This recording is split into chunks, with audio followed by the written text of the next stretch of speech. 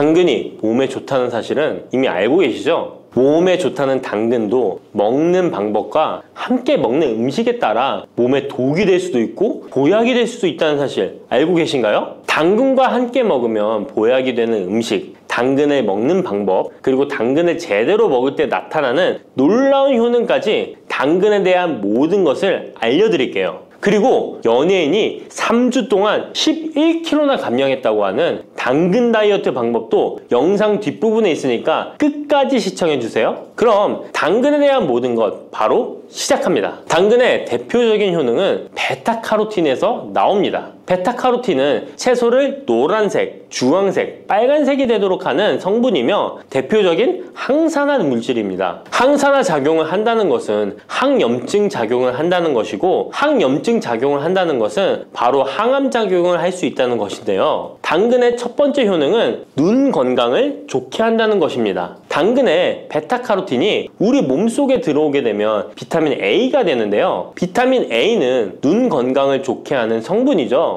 당근을 먹으면 눈이 좋아진다는 말을 많이 들어보셨나요? 눈 건강을 위해 루테인을 드시는 분들이 점점 많아지고 있습니다. 그렇다면 눈에 좋다는 루테인, 영양제를 먹는 것과 당근을 먹는 것은 어떤 차이가 있을까요? 영양제와 당근에는 모두 비타민 A, 루테인, 지아잔틴 등이 들어있어서 시력을 유지하고 눈의 노화를 방지해주며 황반 변성 등의 질환도 예방해줍니다. 당근에는 여기에 비타민 C, 비타민 K, 그리고 필수 미네랄이 더 있어서 항산화 효과 및 뼈 건강에도 도움을 받을 수가 있게 되고요. 우리가 혈액순환이 잘 안 될 때는 루테인 영양제를 드신다고 해도 효과에 한계가 있을 수 있어서 평소에 당근을 좀 더 드셔보시는 걸 추천해드립니다. 두 번째 당근의 효능은 노화 방지입니다. 이것도 베타카로틴의 효능과 관련이 있습니다. 노화가 된다는 것은 몸이 산화가 되고 염증이 많아진다는 것인데요. 염증이 몸 안에 곳곳에서 문제를 일으키게 되는 것이죠. 이런 염증을 없애주는 것이 바로 노화를 방지하는 건데요. 바로 당근의 베타카로틴과 비타민 C에는 강력한 항산화 작용으로 염증을 없애주고 노화를 방지해주는 것입니다. 세 번째 당근의 효능은 장을 건강하게 하고 당뇨를 예방한다는 것입니다. 요즘에 당근 주스 많이들 만들어 드시는데요. 착즙해서 드시는 분들 많으시죠? 약간 아쉬운 것은 착즙하고 남은 찌꺼기는 모두 버린다는 것입니다. 당근은 사실 식이섬유 폭탄이라고도 할 수 있는데요. 당근의 베타카로틴이 혈액 내의 염증을 제거하고 당근의 식이섬유는 장 속의 노폐물을 제거하는 역할을 해줍니다. 장 속에 유산균이 살아가려면 유산균의 먹이가 있어야 되는데요. 이 먹이를 프리바이오틱스라고 합니다. 그리고 프리바이오틱스의 역할을 해주는 것이 바로 당근의 식이섬유입니다. 또한 식이섬유는 당을 흡착하여 배출해주는 효능이 있습니다. 이 효능은 당이 우리 몸에 흡수되는 속도를 늦춰주기 때문에 혈당이 급격하게 오르는 것을 막아주게 됩니다. 이런 과정은 당뇨를 예방하는데 아주 탁월한 효능을 발휘하는 것이죠. 네 번째 당근의 효능은 암을 예방하는 것입니다. 암이 발생하는 여러 이유 중 하나는 염증이 계속해서 발생하기 때문인데요. 폐에 염증이 반복해서 발생하면 폐암이 될 가능성이 높고 위에 염증이 반복해서 발생하게 되면 위암이 될 가능성이 높은 것이죠. 또 한 가지 경우는 혈액순환이 잘 되지 않는 곳에 암이 발생할 가능성이 높아집니다. 혈액순환이 잘 되지 않게 되면 그곳에 영양분이 잘 전달되지 않고 문제가 생겨도 회복이 더디거나 악화가 될 가능성이 높아져서 결국 암으로 발전하게 된다는 것입니다. 이러한 문제들을 해결해 주는 것이 바로 항산화 성분이고 당근의 베타카로틴이 강력한 항산화 작용을 하여 암을 예방할 수 있는 것입니다. 간혹 흡연을 하는 분들이 베타카로틴을 섭취하면 폐암의 발병률이 높아진다고 하여 당근 섭취를 꺼리시는 분들이 있는데요. 걱정하지 않으셔도 됩니다. 암 발생은 당근과는 아무런 관련이 없습니다. 폐암이 발생했던 실험군은 당근을 섭취한 것이 아니고 베타카로틴 영양제를 섭취하는 것이었으며 당근을 섭취한 실험군은 오히려 암 발병률이 낮았다는 연구 결과가 있습니다. 다섯 번째 당근의 효능은 치매 예방입니다. 베타카로틴은 뇌혈관에도 작용을 하게 되는데요. 뇌혈관에 쌓이는 베타 아밀로이드를 제거하여 뇌신경을 활성화시켜주는 역할을 해줍니다. 이렇게 뇌신경이 활성화되면 기억력과 학습 능력이 향상되고 치매를 예방할 수 있게 되죠. 치매는 발병이 되면 치료하는 것은 거의 불가능해서 예방이 정말 중요한데요. 치매를 예방하는 데 가장 중요한 것이 혈관을 깨끗하게 하는 것입니다. 당근의 베타카로틴이 혈관을 깨끗하게 해주는 효능이 있으니 당근을 매일 하나씩 꾸준히 섭취하여 치매를 예방하시길 추천드립니다. 6번째 당근의 효능은 바로 다이어트에 효과적이라는 것입니다. 여성 연예인이 당근 다이어트로 3주 동안 11kg을 감량한 사실도 있는데요. 이런 효과를 누릴 수 있는 이유가 당근에 함유된 식이섬유 때문입니다. 풍부한 식이섬유는 포만감을 주고 섭취한 당 성분과 지방 성분을 배출시켜주는 역할을 하기 때문에 다이어트에 탁월한 효능이 있는 것이죠. 그렇다면 연예인이 활용했던 당근 다이어트 레시피 지금부터 알려드릴게요. 먼저 당근을 잘 씻어서 잘게 채를 썰어줍니다. 당근 1개에 소금 1스푼을 넣어서 10분 정도 저어주시고 절인 물은 꼭 짜서 버려줍니다. 그리고 올리브오일과 식초에 버무려 밀폐 용기에 담아 냉장고에서 2~3시간 숙성하신 후에 드시면 됩니다. 먹을 때는 사과를 채 썰어서 함께 드시면 더욱 맛있게 드실 수 있습니다. 이렇게 좋은 당근도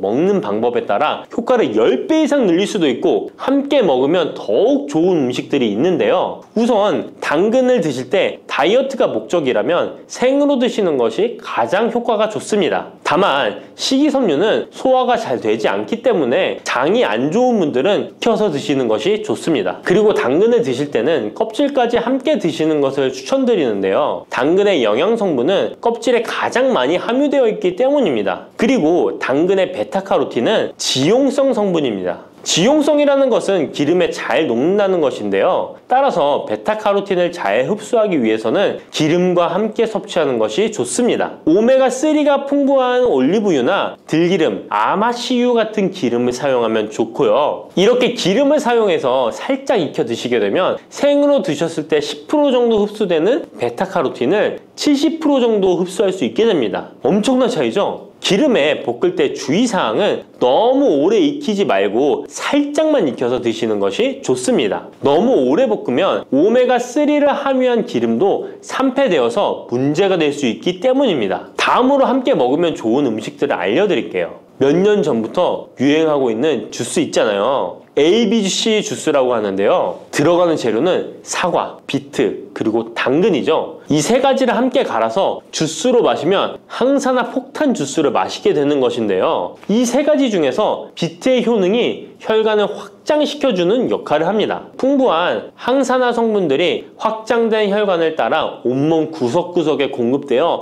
혈관을 깨끗하게 하고 염증을 제거하여 각종 질병을 예방할 수 있게 되는 것이죠. 다만 비트에는 옥살산이 함유되어 있어서 신장의 결석을 유발할 수 있기 때문에 신장이 약하신 분들은 약간의 주의가 필요하고요. 그래서 요즘엔 이 비트를 빼고 사과, 양배추, 당근 이렇게 3가지를 넣은 ACC 주스를 많이 드시는데요. 양배추는 우리 몸의 진액을 보충해줘서 점막을 촉촉하게 해주는 효능이 있어서 외부로부터 들어오는 바이러스와 이물질을 배출시켜주는 탁월한 효능이 있습니다. 그리고 항암 효과를 극대화시켜줄 수 있는 음식도 알려드릴게요. 바로 브로콜리와 단호박을 당근과 함께 드시면 됩니다. 3가지를 생으로 드시는 것보다 찜기에 쪄서 드시면 흡수율을 훨씬 높일 수 있고요. 올리브 오일과 약간의 소금을 넣고 물과 함께 섞어서 드시면 맛도 좋고 건강에도 좋은 강력한 항암 주스로 드실 수 있습니다.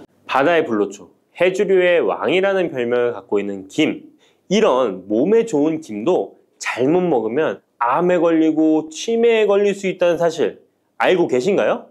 아무리 좋은 음식도 제대로 알고 드실 때 건강을 지키는 보약이 될 수 있는 것이죠. 식탁 위에 빼놓을 수 없는 반찬, 김의 효능 5가지. 김을 드실 때 주의해야 될 분들, 그리고 김과 함께 먹으면 보약이 되는 최고의 음식과 김을 굽는 방법, 좋은 김을 고르는 방법까지 김에 대한 모든 것 알려드릴게요. 입맛도 없고 마땅한 반찬도 없을 때 김 하나만 있어도 밥 한 그릇 뚝딱 해치울 수 있지 않나요? 저도 마찬가지지만 저희 아이들도 김 하나만 있어도 반찬 투정 안 합니다. 이렇게 밥 반찬으로도 최고지만 요즘 전 세계에서 우리나라 문화에 열광을 하며 우리나라 음식에도 관심이 많은데요. 최근에는 특히 바로 이 김에 대한 관심도 높아졌습니다. 냉동김밥이 어마어마하게 많이 팔리면서 김에 대한 인기도 높아져 과자처럼 간식으로 김을 많이 먹고 있다고 하네요. 전 세계적으로 선풍적인 인기를 끌고 있는 김의 첫 번째 효능은 바로 뇌를 건강하게 해서 치매를 예방하는 데 좋다는 것입니다. 김에는 뇌신경을 활성화시키는 비타민 B1과 비타민 B2가 풍부하게 들어있는데요. 이 비타민들이 뇌세포의 건강을 유지하고 신경 전달 물질을 생성하는데 도움을 주어 기억력을 향상시키고 뇌를 계속해서 활성화시켜줍니다. 또한 미네랄 성분들이 풍부하여 뇌 기능을 활성화하는 데 도움을 주어 치매를 예방할 수 있습니다. 그리고 김에는 포피란이라는 수용성 식이섬유가 풍부하게 함유되어 있는데요. 이 포피란은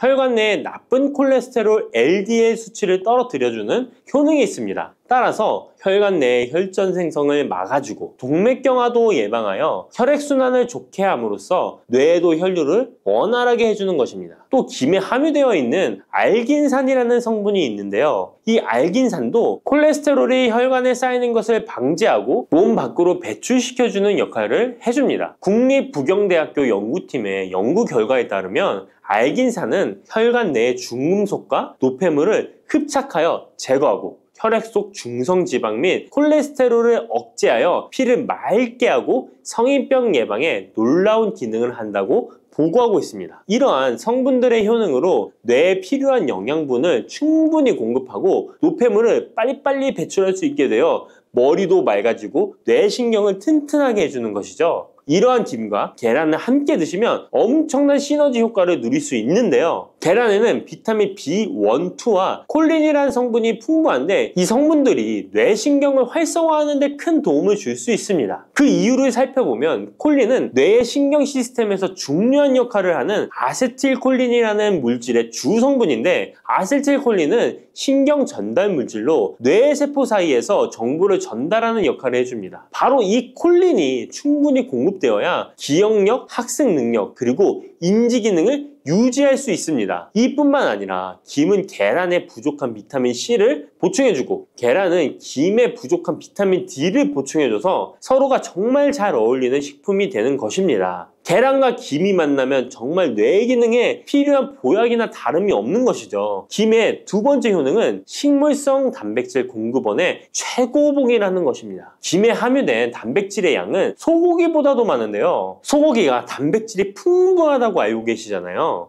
소고기 100g당 단백질의 함량은 20g이고요. 김 100g당 단백질의 함량은 30g입니다. 소고기보다 김에 단백질이 많이 들어있다니 놀랍지 않나요? 마른 김 5장에는 계란 1개에 함유된 단백질의 양이 들어있다고 합니다. 그런데 이 단백질에 식물성 단백질과 동물성 단백질이잖아요. 이 둘을 함께 먹을 때 더욱 흡수가 잘 되어 건강에 좋은데요. 이 김과 계란을 함께 먹을 수 있는 정말 좋은 방법 알려드릴게요. 김 계란말이는 많이들 해 드시잖아요. 반찬으로 만들어 먹기도 편하고 맛도 좋아 많이들 드시는데요. 그것 말고 계란김전을 알려드릴게요. 먼저 김을 먹기 좋은 크기로 잘라주시고요. 한쪽에 놓아줍니다. 적당한 용기에 계란을 깨주시고요. 속은 한 꼬집으로 약간 간을 해줍니다. 다음에 계란을 풀어줍니다. 이제 김을 2장씩 포개어 계란물을 앞뒤로 잘 묻혀준 다음에 기름을 두른 팬에다 부쳐주시면 됩니다. 정말 쉽죠? 이렇게 김과 계란을 함께 드시면 맛도 좋고 건강도 챙길 수 있는 밥상위에 보약이 된답니다. 세 번째, 김의 효능은 항산화 작용입니다. 몸 안에 활성산소가 많아지게 되면 활성산소가 세포를 공격하여 노화시킬 뿐 아니라 암세포로 변이시켜 암을 발생시키기도 하는데요. 김에는 이런 활성산소를 제거시켜 줄 수 있는 강력한 항산화 물질인 베타카로틴이 풍부하게 함유되어 있습니다. 대표적인 강력한 항산화 물질인 베타카로틴은 당근에 많이 함유되어 있다고 다들 알고 계시잖아요. 당근보다 김에 베타카로틴이 더 많이 함유되어 있습니다. 당근 100g에는 5.516mg이 함유되어 있고 김 100g에는 무려 22,500mg이나 함유되어 있습니다. 당근보다도 4배 정도 많은 베타카로틴이 함유되어 있는 것이죠. 놀랍죠? 오늘 놀랄 일이 많은 것 같네요. 이 베타카로틴은 우리 몸속에서 비타민 A로 전환이 되는데요. 비타민 A 하면 무엇이 생각나시나요? 네, 생각하고 계신 건 맞습니다. 바로 눈이죠, 눈. 비타민 A는 시력을 보호하고 야맹증을 예방하는 데 도움이 되는 것입니다. 또한 김에 단백질이 많이 함유되어 있다고 했잖아요. 이 단백질이 비타민 A와 만나면 로놉신이라는 성분이 생성되는데요. 이 로놉신이 시력을 보호하고 야맹증을 예방하는 역할을 하는 것입니다. 당근이 눈 건강에 좋다고 많이들 드시는데 당근보다도 김에 더 많이 함유되어 있다는 사실 꼭 기억하시기 바랍니다. 4번째 김의 효능은 골다공증 예방에 도움을 준다는 것입니다. 김에는 칼륨이 풍부하게 함유되어 있는데요. 칼슘 하면 떠오르는 식품이 있죠. 바로 우유인데요.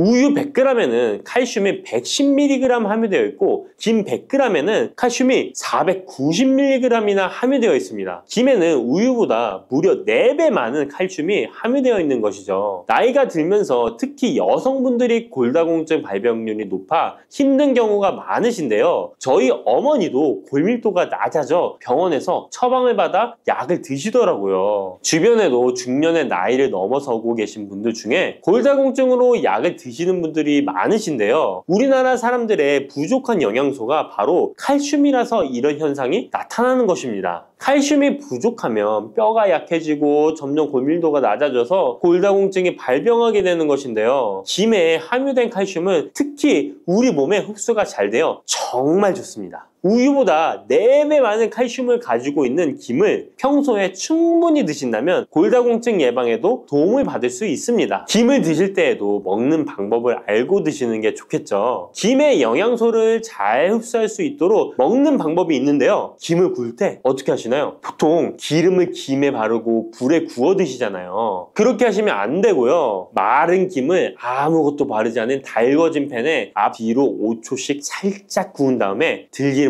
발라 드시면 됩니다. 이 김에 열을 가하게 되면 김에 함유된 영양소들의 체내 흡수율이 높아지게 됩니다. 이 들기름을 굽기 전에 바르지 않고 구운 후에 바르는 이유는 들기름이 열에 약해서 들기름을 바른 채로 굽게 되면 들기름이 산패되어 오히려 건강을 해칠 수 있기 때문입니다. 열을 가하지 않은 들기름을 바르면 들기름의 불포화 지방산이 또 혈관을 깨끗하게 해줘서 더욱 건강한 식사를 하실 수 있습니다. 이 5번째 김의 효능은 당뇨를 완화시키는 데 도움을 준다는 것입니다. 당뇨병이 있는 분들은 비타민 B12가 결핍되어 있는 분들이 많은데요. 김에 바로 이 비타민 B12가 풍부하게 함유되어 있어 당뇨를 완화시키는 데 도움이 되는데요. 2017년 한국식품과학지에 실려있는 연구에서 당뇨 환자들이 김을 섭취하면 혈당 수치를 낮추는데 도움이 된다고 보고했습니다. 이는 김에 함유된 비타민 B12 때문이라고 밝혔습니다. 당뇨 환자는 비타민 B12가 결핍되기 쉬운데요. 그 이유는 비타민 B12는 고기에 보통 많이 함유되어 있는데 당뇨 환자의 식단은 채식인 경우가 많아서 비타민 B12를 섭취할 수 있는 기회가 적어지기 때문입니다. 또한 당뇨 환자에게 처방되는 메트포르민 계열의 성분들의 약물이 비타민 B12의 흡수를 방해해 비타민 B12가 결핍될 가능성은 더욱 높아집니다. 당뇨 환자들은 고혈당으로 인해 신경이 많이 손상이 되는데요. 이 때문에 손발끝이 저리거나 통증이 오는 신경합병증이 발생하게 됩니다. 이 증상을 완화시키고 신경이 손상되지 않도록 보호하는 역할을 비타민 B12가 해주는 것입니다. 이런 이유로 당뇨 환자는 비타민 B12의 섭취를 신경 써서 해주는 것이 좋지만 말씀드린 대로 육류 식단은 또 당뇨 환자의 식단에 잘 들어가 있지 않죠. 그래서 비타민 B12가 풍부한 김을 섭취하는 것이 당뇨 환자에게 정말 좋은 대안이 되는 것입니다. 비타민 B12의 하루 권장 섭취량은 2.4mg인데요. 이는 자르지 않은 김 한 장만 섭취해도 충분히 섭취할 수 있는 양입니다. 당뇨가 있는 분들이라면 오늘부터 식사하실 때 김을 꼭 드셔야겠죠? 다만 시중에 판매되는 조미김은 기름에 구워지고 그 기름이 산패될 가능성이 높아 오히려 건강에 해로울 수 있으니까 알려드린 대로 마른 김에 기름을 바르지 않고 달궈진 팬에 살짝 구워 드시기 바랍니다. 그런데 이렇게 평소에 많이 드시고 계신데 잘못 드시면 건강을 해칠 수도 있다는 사실 알고 계신가요? 특별히 갑상선이 약하신 분들은 김을 섭취하는데 주의하셔야겠습니다. 갑상선은 우리 몸에서 가장 중요한 내분비 기관 중 하나인데요. 갑상선은 목 부분 기관지 아래에 위치한 나비 모양의 내분비 기관입니다. 중요한 여러 기능을 하지만 그 중에서도 특별히 대사율을 조절하는 기능을 합니다. 갑상선에 T3, T4 호르몬을 분비하여 우리 몸의 에너지 소비와 체온 조절을 하는데 중요한 역할을 하는 것입니다. 그리고 갑상선 호르몬은 신경 시스템의 정상적인 기능을 유지하는데 꼭 필요한데요. 이 호르몬이 제대로 분비가 되지 않아 수치가 너무 높거나 낮게 되면 우울증, 불안 증세, 기억력 감퇴 등의 문제가 발생할 수도 있습니다. 이 갑상선 호르몬 중에 요오드가 있는데요. 김에 이 요오드가 풍부하게 함유되어 있습니다. 요오드가 부족하면 체중이 늘어나고 탈모가 생길 수 있으며 만성 피로에 힘들어질 수도 있습니다. 세계보건기구에서는 요오드가 부족하면 뇌세포가 손상되고 치매가 발생할 수도 있다고 보고하고 있습니다. 이렇게 중요한 요오드, 김에 풍부하니 먹어야 되는 거 아닌가? 생각하실 수 있잖아요. 맞는 말씀이지만 예외가 있습니다. 갑상선이 약하신 분들은 김 섭취에 주의해야 된다고 했잖아요. 갑상선 저하증이나 항진증이 있는 분들이 김을 많이 드시면 오히려 건강을 해칠 수 있습니다. 건강하신 분들은 김을 많이 드셔도 호르몬 조절이 되어 문제가 없지만 갑상선에 문제가 있어 호르몬 조절이 잘 안 되는 분들은 이 요오드의 수치가 높아지게 되면 체내의 활성산소가 증가하게 되어 염증을 일으키고 갑상선염을 유발하며 심해지면 갑상선 암으로 발전시킬 수도 있습니다. 우리 한국인의 식단에는 이미 요오드의 함량이 높기 때문에 김을 조금만 드셔도 요오드의 수치가 금방 높아질 수 있습니다. 따라서 갑상선에 문제가 있는 분들은 김을 드실 때 주의하셔야 하는 것입니다. 그렇다고 요오드가 풍부한 해조류와 같은 음식을 아예 드시지 말라고 말씀드리는 게 아니라 과량 섭취만 주의하시고 적정량은 드셔도 괜찮습니다. 그렇다면 갑상선에 문제가 있는 분들이 김을 드실 때 해결 방법이 없을까요? 있습니다. 그것은 바로 마늘과 함께 드시는 겁니다. 대표적인 강력한 항암식품이 마늘이잖아요. 마늘에는 셀레늄이라는 성분이 풍부합니다. 이 셀레늄은 다량의 요오드로 인해 발생되는 활성산소로부터 갑상선을 보호하는 역할을 하게 되는 것입니다. 그래서 건강기능식품 기능성 원료로서 유해산소로부터 세포를 보호하는 작용을 한다는 효능을 가지고 있다고 우리나라 식약처에서도 인정을 해주고 있죠. 그리고 갑상선 호르몬의 생성을 도와 갑상선에 문제가 있는 분들이 드시면 호르몬 문제를 해결하는데 도움이 되는 것입니다. 또한 김에 함유된 알긴산이라는 성분이 콜레스테롤이 혈관에 쌓이는 것을 방지하고 몸 밖으로 배출시켜주는 역할을 한다고 알려드렸는데 바로 이 마늘과 함께 드시면 이 효능이 배가 돼서 혈관에 혈전이 생기는 것을 막아주어 혈관 건강에 최고의 보약이 되는 것입니다. 이렇게 좋은 김 아무거나 드시지 마시고요. 좋은 김 고르는 방법도 알려드릴게요. 좋은 김은 검붉은색을 띠며 살짝 반짝이는 윤기가 있고 냄새 없이 담백한 맛이 나는 것입니다. 그리고 구웠을 때 녹색빛이 선명하게 나타나며 물에 불렸을 때는 잘 녹고 김을 담갔던 물이 맑을수록 좋은 김이라고 할 수 있습니다. 이 김은 저희 하단 링크에 있으니까 링크 한번 보시고 김을 사시기 바랍니다. 검은 콩 드실 때 제발 이렇게 드세요. 그래야 내장 지방 싹 녹아내리고 치매를 예방할 수 있어요. 검은 콩이 건강에 좋다는 사실 모두 알고 있을 텐데요. 특히 내장 지방을 없애 뱃살을 뺐는데 좋다고 알고 계실 거예요. 또한 검은 콩은 혈관에 쌓이는 콜레스테롤 수치도 낮춰주는 효과가 있다고 하는데요. 그래서 볶아도 먹고 밥에 넣어서도 많이 드시지 않나요? 근데 정작 우리의 뱃살은 빠지지 않고 콜레스테롤 수치도 낮아지지 않는데요. 그건 먹는 방법에 문제가 있기 때문이에요. 물론 검은 콩은 몸에 좋은 역할을 하는 효능이 많이 있지만 어떻게 먹느냐에 따라 오히려 몸에 독이 될 수도 있고 반대로 효능을 극대화시킬 수 있는데요.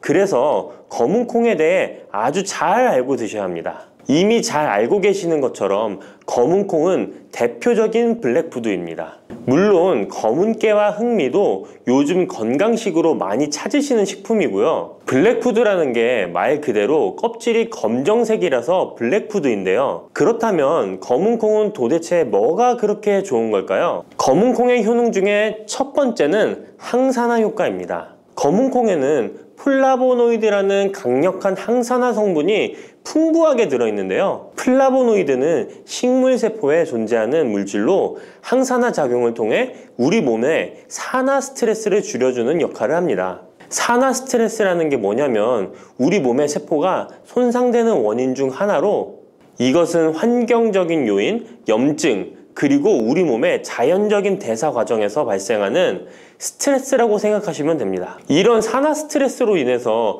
활성산소라는 물질이 생겨 세포 손상, 노화, 다양한 질병의 발병을 촉진할 수 있는 거죠. 그런데 검은콩에 들어있는 항산화제인 플라보노이드는 세포의 손상을 예방해서 우리 몸에 산화 스트레스를 줄여줍니다. 이는 노화를 느리게 하고 심장질환, 암, 알츠하이머 병 등과 같은 여러 가지 질병의 위험을 줄이는데 도움이 되는데요.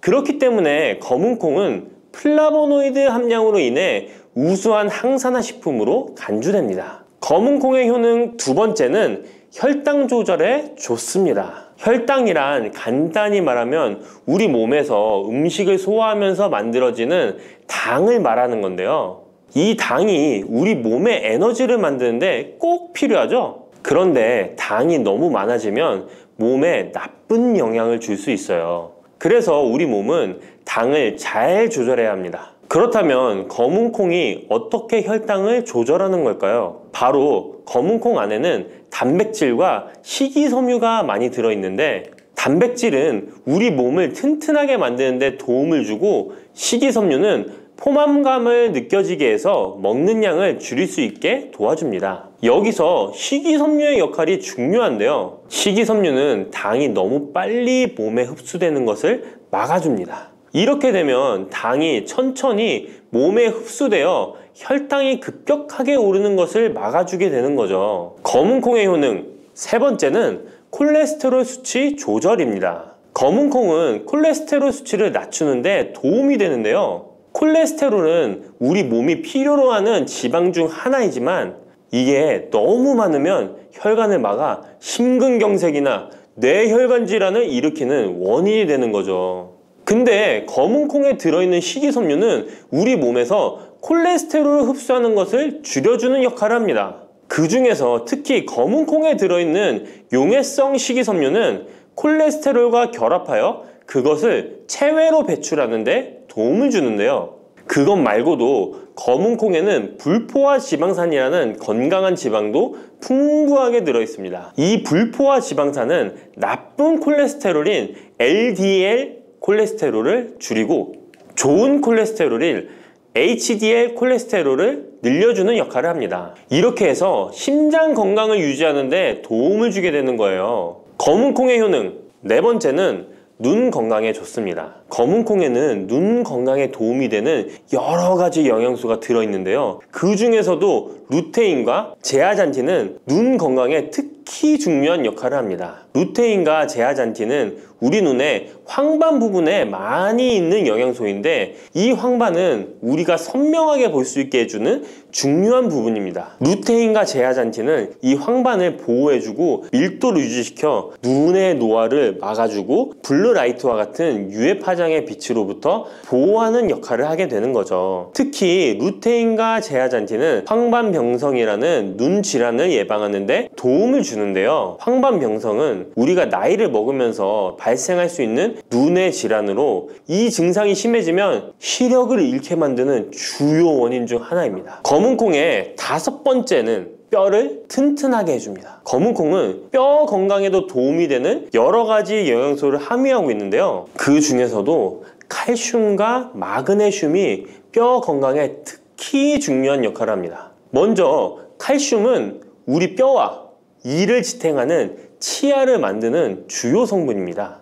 또한 우리 몸의 다른 중요한 기능들, 예를 들어 심장 박동과 신경 전달에도 필요한 물질입니다. 이런 중요한 칼슘이 검은콩에는 풍부하게 들어있어서 꾸준히 섭취하면 뼈를 튼튼하게 해주는 게 탁월한 식품이라고 할 수 있는 거죠. 그리고 마그네슘도 뼈 건강에 중요한 역할을 하는 미네랄인데요. 마그네슘은 칼륨이 우리 뼈에 제대로 흡수되는 것을 도와줍니다. 또한 이 마그네슘은 뼈의 구조를 유지하는 데 필요하며 뼈를 강하게 만드는 데 도움을 줍니다. 검은콩의 효능 6번째는 피부 노화를 막아주는 효능이 있습니다. 검은콩에 들어있는 비타민 E, 아미노산, 그리고 항산화 성분이 피부 건강에 특히 중요한 역할을 합니다. 먼저 비타민 E는 피부를 보호하는 데 중요한 역할을 합니다. 비타민 E가 피부의 수분을 유지하는 데 도움을 주는데요. 추가로 비타민 E는 피부의 재생을 지원하고 피부 표면의 건강을 유지하는 데 필요한 지방산을 보호하는 역할까지 합니다. 이것뿐만 아니라 검은콩에 들어있는 아미노산은 우리 몸에 단백질을 만드는 데 필요한 성분인데요. 이게 왜 피부에 좋냐면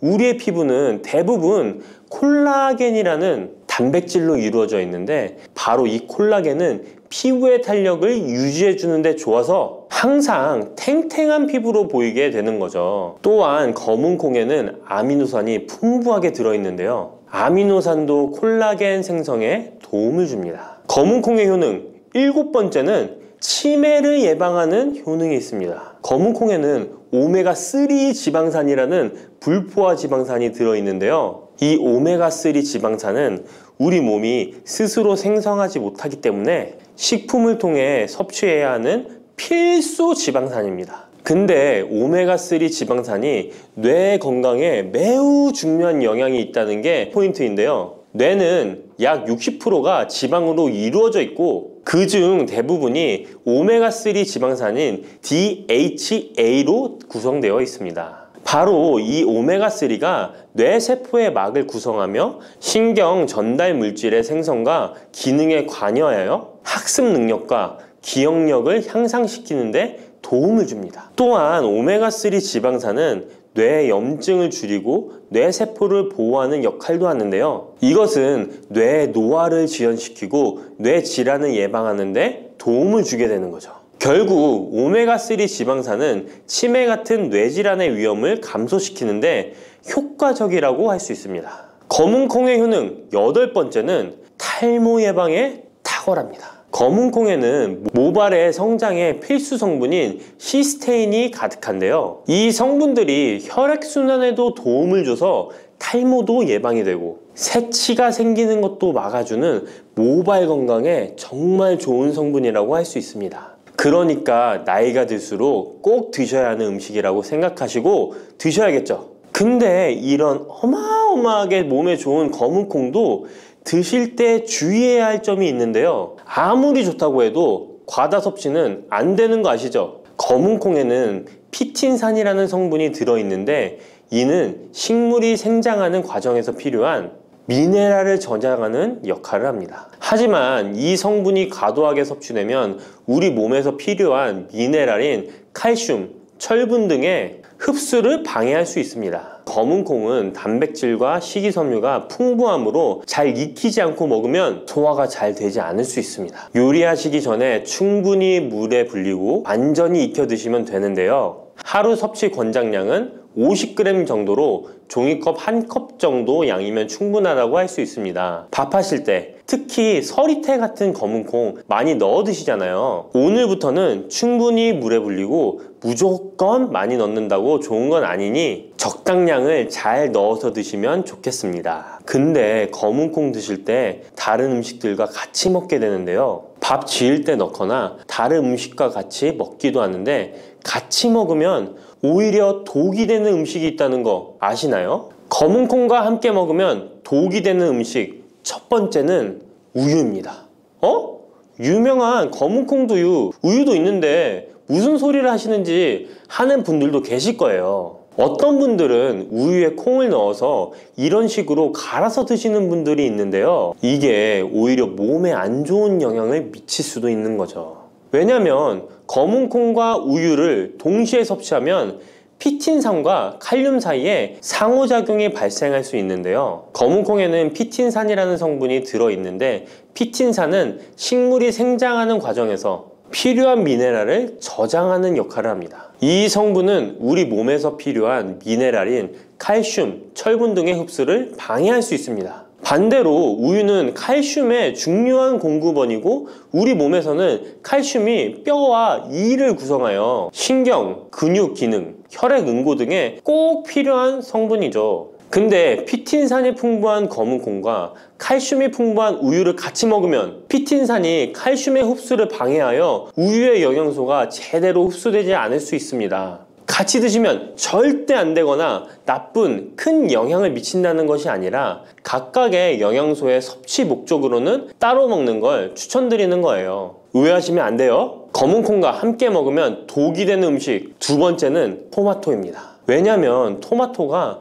콩의 단백질 흡수를 방해하고 소화를 어렵게 만들 수 있는 산성이기 때문인데요. 토마토의 산성 성분이 단백질의 흡수를 방해하면 콩에 충분히 있는 단백질이 몸에 흡수가 안 되어 콩의 영양 가치가 아무런 의미가 없게 되는 상황이 올 수 있는 것입니다. 또한 토마토의 산성 성분은 이미 단백질이 풍부하고 소화하기 어려운 콩을 더욱 소화하기 어렵게 만들 수 있습니다. 그렇지 않아도 나이가 들면 신진대사가 활발하지 않아 소화가 안 되는데 소화불량을 일부러 만들 필요는 없겠죠? 검은콩과 함께 먹으면 독이 되는 음식 세 번째는 달걀입니다. 달걀에는 비타민 A가 풍부하게 들어있는데요. 비타민 A는 우리 몸의 면역 시스템을 강화시키며 시력을 유지하는 데 필요하고 세포의 성장과 분열에 중요한 역할을 합니다. 그리고 검은콩에는 트립신이라는 아미노산이 들어있는데요. 트립신은 우리 몸에 단백질을 만드는데 필요한 중요한 구성 요소이며 신경 전달 물질인 세로토닌과 멜라토닌의 생산에도 필요한 아미노산입니다. 그런데 달걀의 비타민 A와 검은콩의 트립신이 함께 섭취되면 어떻게 될까요? 둘 사이에 화학적 상호작용이 발생하여 소화 과정에 영향을 미칠 수 있는데요. 이 상호작용은 단백질의 소화를 방해하거나 비타민 A의 흡수를 저해하게 되는 거죠. 트립신은 소화효소의 활동을 저해하는 특성이 있습니다. 따라서 트립신이 풍부한 검은콩과 비타민 A가 풍부한 달걀을 함께 섭취하면 좋은 영양소를 흡수 못하는 결과를 가져올 수 있습니다. 앞으로는 무심코 검은콩과 같이 먹을 때 독이 되는 음식은 같이 안 드셨으면 좋겠습니다. 그렇다면 같이 먹을 때 궁합이 정말 잘 맞는 음식도 있지 않을까요? 정말 찰떡궁합인 음식들도 있습니다. 검은콩과 궁합이 정말 잘 맞는 음식 첫 번째는 흰 쌀밥입니다. 이미 다들 밥에 검은콩 넣어서 드시잖아요. 밥하고 검은콩은 그만큼 궁합이 잘 맞는다고 알고 계신 거죠. 검은콩에 들어있는 식이섬유는 소화 과정에서 천천히 분해되고 흡수되어 장기간 동안 포만감을 유지시키는데 도움이 되는데요. 밥과 함께 섭취하면 이런 효과가 더욱 증가를 하게 돼서 다이어트에도 효과적이라고 할 수 있습니다. 검은콩에는 저항성 전분이라는 성분이 들어있는데 이 성분은 혈당 수치의 급격한 상승을 막아주는데요. 흰 쌀밥에는 탄수화물이 많아서 혈당 수치가 급격히 상승할 수 있지만 검은콩과 함께 섭취를 하면 당 수치를 완화시키는데 도움이 되는 거죠. 이처럼 검은콩과 흰 쌀밥을 같이 먹으면 충분한 영양소 섭취, 포만감, 혈당 조절 이렇게 일석삼조의 효과를 누릴 수 있으니 정말 찰떡궁합인 것입니다. 검은콩과 궁합이 정말 잘 맞는 음식 두 번째는 당근입니다. 당근에는 비타민, 미네랄, 식이섬유 등 다양한 영양소를 함유하고 있는데요. 특히 루테인이 풍부한 당근은 강력한 항산화 효과와 눈 건강을 유지하는 데 좋은 재료입니다. 검은콩과 루테인이 풍부한 당근을 함께 섭취하면 콩의 단백질이 당근의 영양소를 흡수를 돕는 동시에 당근의 루테인이 콩의 영양소 흡수를 돕습니다. 서로 소화가 잘 되게 영양소 흡수가 잘 되게 도와주는 음식인 거죠. 당근 말고도 시금치와 같은 채소도 같은 역할을 하니 식사하실 때 당근이 들어간 음식이나 시금치 나물 같은 음식들과 같이 드시면 효과가 정말 좋을 거라 생각합니다. 검은콩과 궁합이 정말 잘 맞는 음식 세 번째는 닭고기입니다. 검은콩은 식물성 단백질의 좋은 원천이라고 잘 알고 있을 거예요. 근데 식물성 단백질은 동물성 단백질에 비해 필수 아미노산의 비율이 적은데요. 필수 아미노산은 우리 몸이 스스로 생산할 수 없는 아미노산으로 반드시 음식을 통해 섭취해야 하는 성분입니다. 닭고기는 동물성 단백질의 좋은 원천이며 모든 필수 아미노산을 골고루 함유하고 있습니다. 따라서 검은콩과 닭고기를 함께 섭취하면 두 가지 종류의 단백질이 서로를 보완하게 되는데요. 이렇게 함께 섭취하면 검은콩에서는 얻을 수 없는 필수 아미노산을 닭고기에서 보충할 수 있습니다. 반대로 동물성 단백질만을 섭취할 때보다 식물성 단백질의 섭취 비율을 늘려주는 것은 심혈관 건강에도 정말 좋은 효과를 볼 수 있습니다. 들깨를 이렇게 드시면 당뇨와 혈당이 싹 사라지고 치매도 예방할 수 있어요. 들기름, 들깨하면 무엇이 생각나시나요? 들기름에 북어와 미역국을 구수하게 볶아 시원한 북어 미역국을 끓여 먹어도 정말 맛있죠? 건강에도 좋다는 이 들기름과 들깨 잘못 먹으면 암에 걸리고 혈관 건강에도 악영향을 줘서 치매도 유발할 수 있다는 사실 알고 계셨나요? 들깨의 효능과 어떻게 먹을 때 건강을 해쳐 암에 걸리고 치매를 유발하는지, 그리고 어떻게 먹는 것이 건강하게 먹는 방법인지, 어떻게 보관하는 것이 가장 좋은 방법인지 들깨에 대한 모든 것 알려드릴게요. 나이가 들면서 산책하기도 힘들고 관절이 쑤시고 무릎 통증 때문에 힘드시지 않으신가요? 들깨의 첫 번째 효능은 바로 관절염에 좋다는 것입니다. 무릎이나 관절 통증 때문에 병원에서 진통제를 처방받으시잖아요.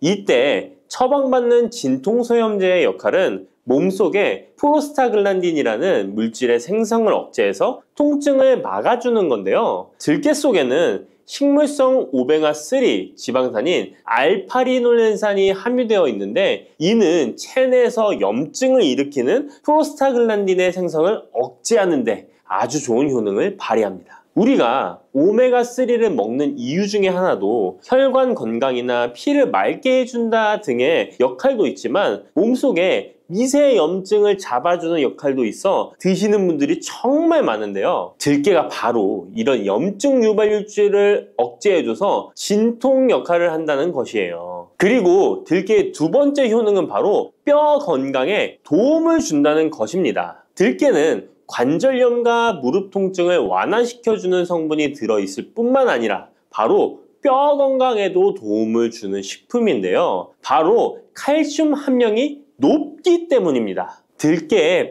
100g에는 390mg 정도 되는 칼슘이 함유되어 있어 뼈 건강에 아주 도움을 줄 수 있는 좋은 식품이기도 합니다. 그래서 뼈 건강에 아주 도움을 줄 수 있는 좋은 식품이기도 합니다. 그래서 들깨를 꾸준히 섭취하면 골다공증 예방에도 참 좋은데요. 골다공증은 중년 이후 노화가 진행될 때 영양 불균형이 생기면서 많이 발병하게 되는데요. 여성의 경우 폐경 이후에 골밀도가 많이 감소해서 골다공증이 발생하는 경우가 많습니다. 노인의 골반 골절은 65세 이상은 30%가 1년 내에 사망하고 80세 이상은 50%가 2개월 내에 사망을 할 수 있으므로 노인의 뼈에 대한 관리는 매우 중요한데요. 골다공증의 관리는 뼈 건강을 유지하고 골절 위험을 줄이기 위해 중요합니다. 뼈 건강을 위해 들깨 꾸준히 섭취하는 게 좋겠죠? 나이가 들면서 깜빡깜빡하는 일이 잦아지고 기억력이 떨어져 고민되시는 분이 많으시죠? 이제 걱정하지 마세요. 세 번째 들깨 효능은 바로 뇌 건강, 뇌 신경을 튼튼하게 해주고 기억력을 높여주며 치매를 예방하는 데 도움을 준다는 것입니다. 이렇게 좋은 효능이 있는 이유는 들깨에 바로 아까 잠깐 말씀드린 오메가3가 풍부하게 함유되어 있기 때문입니다. 오메가3는 등푸른 생선에 많이 함유되어 있다고 알고 계시잖아요. 이것은 동물성 오메가3고요. 식물성 오메가3인 알파리놀렌산이 들깨에 많이 함유되어 있는데요. 들깨에 함유된 지방산 중에서 60%가 바로 알파리놀렌산입니다.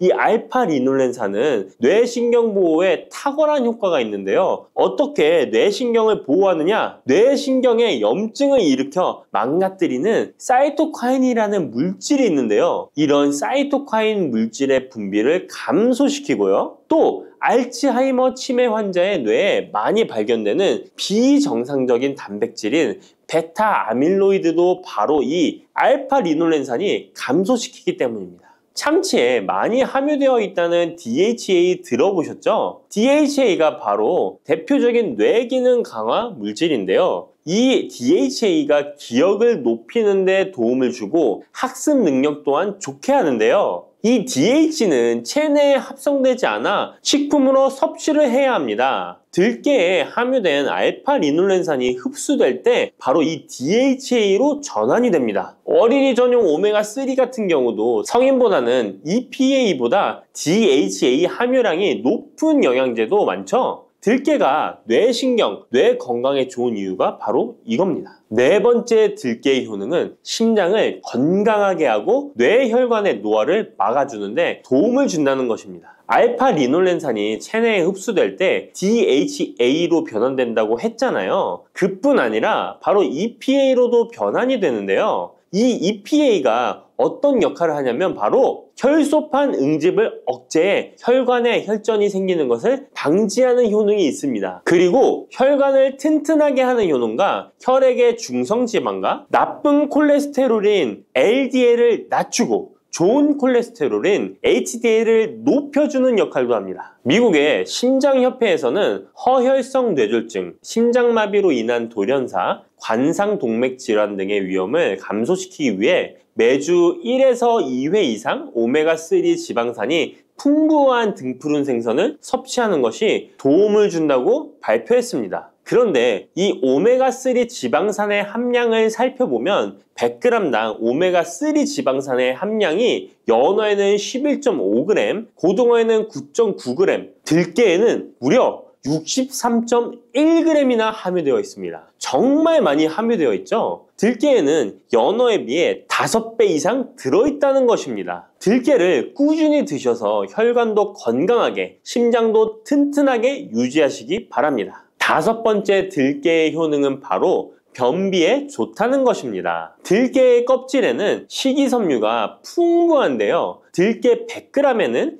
18g 정도로 풍부한 식이섬유가 함유되어 있습니다. 이 식이섬유는 장내에서 수분을 흡수하게 되는데요. 수분을 흡수하여 대변을 무르게 하고 장 운동도 촉진하여 변비를 예방하는 데 도움을 주는 것입니다. 또한 불포화 지방산이 풍부한데요. 들깨에 함유된 리놀렌산이 대장의 염증을 억제해주고 변비로 인해 발생할 수 있는 대장질환 또한 예방하는 데 도움을 줄 수 있습니다. 6번째 들깨의 효능은 바로 췌장을 건강하게 하는데 도움을 준다는 것입니다. 들깨에 풍부하게 함유된 루테올린이라는 성분이 있는데요. 이 성분이 몸 안에서 인슐린에 대한 반응도를 높이는 기능을 합니다. 이게 무슨 말이냐면 췌장에서 인슐린을 조금만 분비하게 돼도 몸 안에서 이 인슐린이 작용을 잘해서 혈당이 급격히 올라가는 것을 막아주고 이렇게 되면 췌장에서 인슐린 분비를 줄일 수 있겠죠. 이렇게 췌장의 부담을 많이 덜어줄 수 있다는 것입니다. 루테올린을 통한 인슐린 반응도가 높아지면 당뇨도 예방할 수 있고 혈당 조절에도 많은 도움을 받을 수 있는 것입니다. 7번째 들깨의 효능은 알레르기성 질환을 예방하는데 도움을 주는 것입니다. 들깨에 오메가3 지방산이 많이 함유되어 있다고 했잖아요. 이 오메가3 지방산이 염증을 억제하고 면역력을 강화시키는 효과가 있어서 알레르기 증상을 예방하고 완화시키는데 도움을 줄 수 있는 것입니다. 그리고 또 비타민 E가 풍부하게 함유되어 있는데요. 비타민 E는 항산화 작용에 뛰어나고 알레르기 반응을 일으키는 물질인 히스타민의 분비를 억제하는 효과가 있습니다. 알레르기에 처방받는 항히스타민제와 비슷한 기전이라고도 어찌 보면 볼 수 있겠죠. 8번째 들깨의 효능은 빈혈에 좋다는 것입니다. 들깨 100g에는 철분이 약 14mg 정도로 함유되어 있는데요. 이는 시금치의 약 2배에 해당됩니다. 시금치보다도 철분 함량이 높아 빈혈에 도움을 줄 수 있는 것이고, 그뿐만 아니라 들깨에 함유된 비타민 B1, 2는 조혈작용을 도와주는데요. 조혈작용이란 혈액 속의 혈구를 만들어내는 과정을 말합니다. 빈혈이 있는 분들이 들깨를 꾸준히 드신다면 빈혈을 개선하는데 많은 도움을 받을 수 있는 것이죠. 자, 그런데 이렇게 좋은 들깨도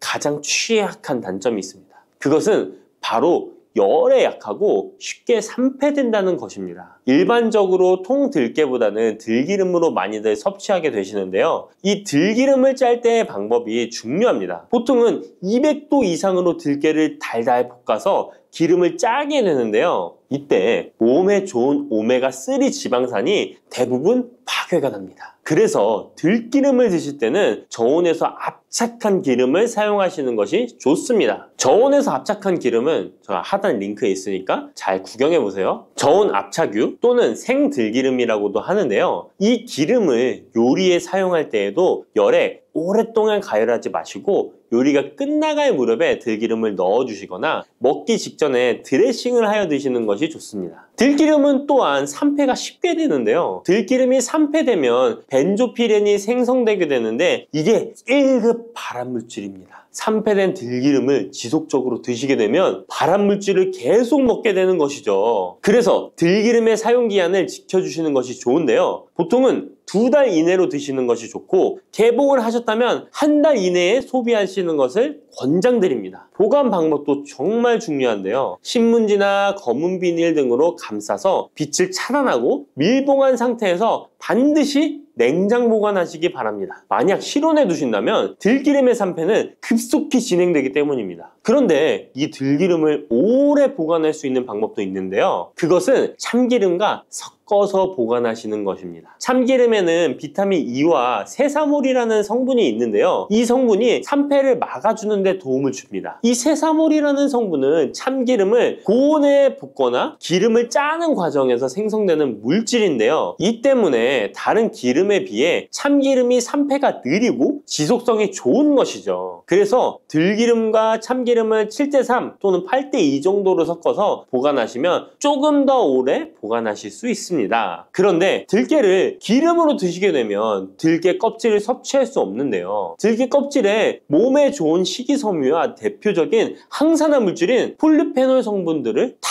버리게 되는 것입니다. 그래서 들깨를 제대로 드시려면 들기름보다도 통들깨 자체로 드시는 것이 좋습니다. 마트에 가면 통들깨보다도 들깨 가루를 많이 판매하시는데요. 들깨 가루는 산패가 빨리 되기 때문에 통들깨를 구매해 드시길 바랍니다. 통들깨를 구매하시면 그 안에 작은 돌이라든지 이물질이 들어있어 세척을 잘 해주셔야 되는데요. 세척하는 방법 알려드릴게요. 먼저 들깨를 물에 담가 씻어줍니다. 그리고 물 위에 뜨는 것만 채로 걷어 옮겨주시기 바랍니다. 그렇게 하면 바닥에 이물질만 남는데요. 이것을 버리고 또 물에 담가 씻어주고 물 위에 뜨는 것만 채로 걷어 옮겨주시면 됩니다. 이 같은 작업을 3번, 4번 반복해주면 되는데요. 이렇게 하면 통들깨를 깨끗하게 세척할 수 있습니다. 깨끗하게 세척한 통들깨는 자연 건조해 주셔도 되긴 하지만 시간이 오래 걸리니 팬에 담아 약한 불로 건조시켜 주시거나, 쉬운 방법은 전자레인지를 이용하시면 됩니다. 전자레인지를 이용한 건조 방법 알려드릴게요. 세척한 통들깨를 접시에 담아 주시고요. 이렇게 해서 5분 정도 돌려주시고요. 상태를 확인해 줍니다. 아직 덜 건조되었을 거예요. 한 번에 오랜 시간 전자레인지에 돌리면 들깨가 탈 수 있으니까 이렇게 5분 정도씩 돌려가며 상태를 확인해 주면서 완전히 건조될 때까지 이 작업을 해주시면 됩니다. 완전히 건조된 통들깨는 그냥 스푼으로 떠서 드셔도 되고요. 먹을 만큼씩 믹서기에 갈아서 음식에 넣어 드셔도 되고, 통들깨 자체로 음식에 넣어 드셔도 됩니다. 이렇게 하시면 들깨를 산패되지 않은 상태로 신선하고 건강하게 버리는 것 없이 드실 수 있습니다.